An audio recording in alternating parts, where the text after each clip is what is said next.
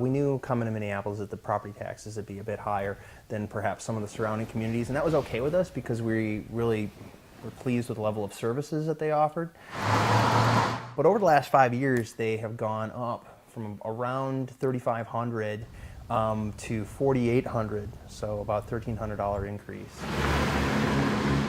Property taxes in Minnesota, particularly on homeowners, have been going through the roof over the last 8 years. We've seen the largest property tax increases that we've seen in a generation.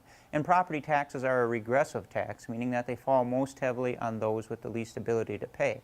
It's frustrating to know that even though the taxes have continued to rise, that both the city and county have been trying to tighten their belt when the state has been balking on its long-standing commitment to localities by cutting out local government aid. The state has solved a disproportionate share of its budget problems on the backs of property taxpayers and local governments. We're seeing cuts in public education, for example. Minnesota, incidentally, has dropped below the national average in terms of our per-pupil spending on K-12 education. Cities, for example, are also now below the national average in terms of their per capita spending levels. These are all the results of a no new tax policy that has forced large aid cuts on local governments. It's been hitting kind of some of our more struggling members of the community, Minneapolis and Hennepin County in particular, much, much harder as they cut services for those with the greatest need.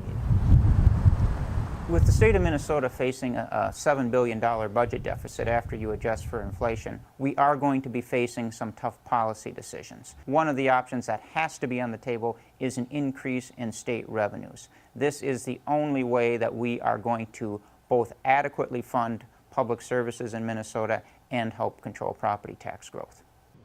It worries me, it worries my wife, moving forward, how Minnesota may change in the future if we continue on this insistence on devaluing what people are worth and what we should be investing in them and what we should be investing in our children.